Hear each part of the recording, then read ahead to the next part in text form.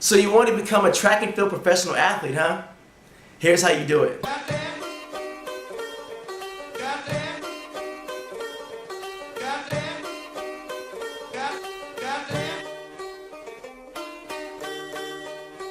First things first, in order to become a professional track and field athlete, just hit the Olympic qualifying standards. And you're going to have every company begging you to wear their brand. That's it. Alright. To be honest, that's really it. But if you want some more specific details on how to do things, here's what happens. The first thing is athlete management. When you're in high school, youth, when you're in college, you have the athlete management already covered. You just show up to a track meet, you have your uniform, you compete, and you go.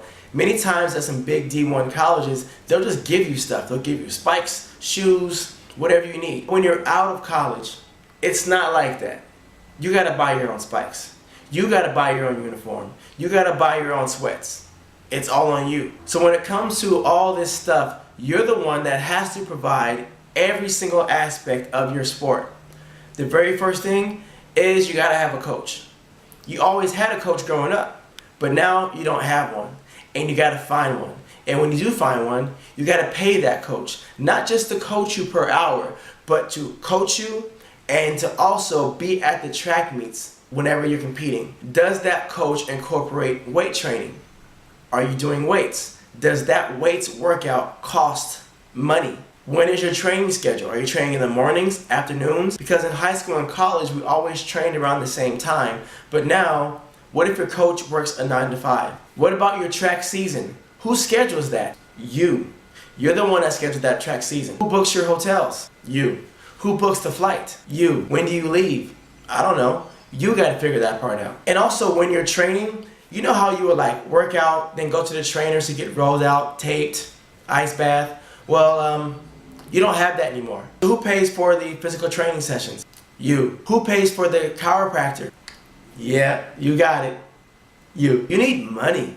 You need a lot of money. It adds up. Let's say you want to do 10 track and field meets through the season. Well, out of those 10 track meets you really want to do, is your coach available? The average cost between each track meets between 20 and 30 bucks depending on the location. That kind of adds up between 200 and 300 bucks just to be at a track meet. And in many cases, that's 20 to 30 bucks per event. Now we also got to add in, where is the track meet? Are you driving there? Because if you are, it costs gas to get there. If you're flying there, the average flight costs around maybe 200 to 300 bucks. You got to get a hotel. Hotels on average are going to be about 100 to 200 bucks per night. What about your personal life?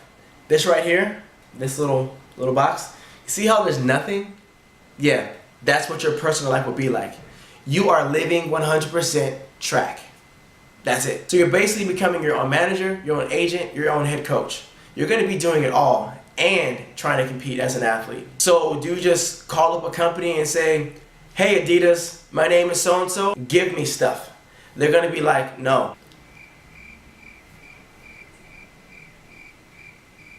It's very helpful if you have a sales pitch, because you want to pitch them to say, I'm a track and field athlete, I need your product or services, and what I'm going to do for you is this. And in exchange, I'm going to bring in so much revenue for you that you're going to be able to give me a portion of that revenue to cover my expenses to sponsor me. But many times athletes just say, I've been getting free stuff through college, I've been getting free stuff in high school, can I have more free stuff? And they're going to look at you like you're a crazy person. So here is how I became a professional athlete. In 2008, I finished my college career done.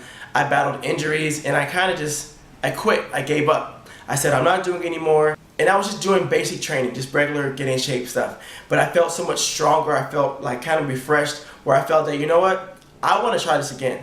So I moved back from New Jersey to California in 2009, and I said, you know what? Let's get after it. So I ended up training every single day. I don't mean just a little bit. I want to say I allocated between 4 to 5 hours per day to train, whether it be weight room, on the track, whether it be stretching. I just had all day to get physically better, which really helped out. In 2010, I had a great season. I pretty much won every single meet that I had. I was the regional champion for USATF Southern section. I was regional champion for San Diego section. I made it to nationals. and a lot of great things. Well, I worked for a company called Athletic Republic, and during that time I asked the company if they could sponsor me by any way. I needed some type of help, and they said, well, they couldn't really find anything. They didn't have any extra money for it. One of the guys that were high up in the company had been on a flight, and he bumped into this guy named Johnny West. And at that time, Johnny West was something within the world of 2XU. So they talked about me, and I ended up getting sent a package. It was a 2XU white, like short sleeve spandex top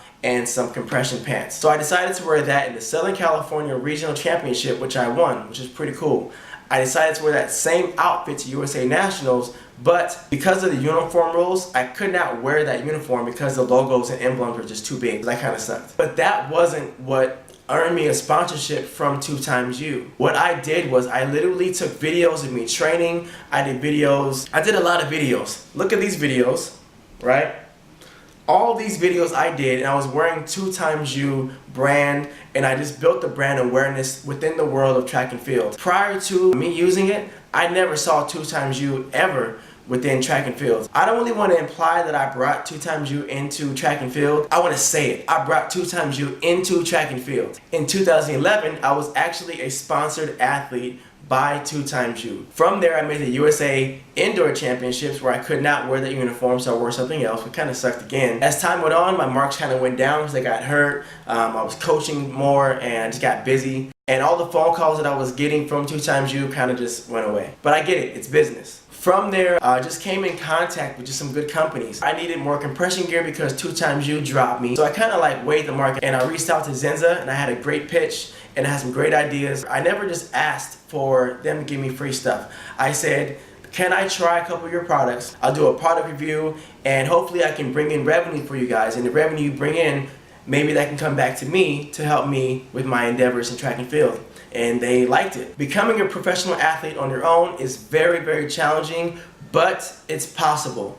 All you have to do is stick with it, believe in yourself, and don't quit. So with that said, good luck.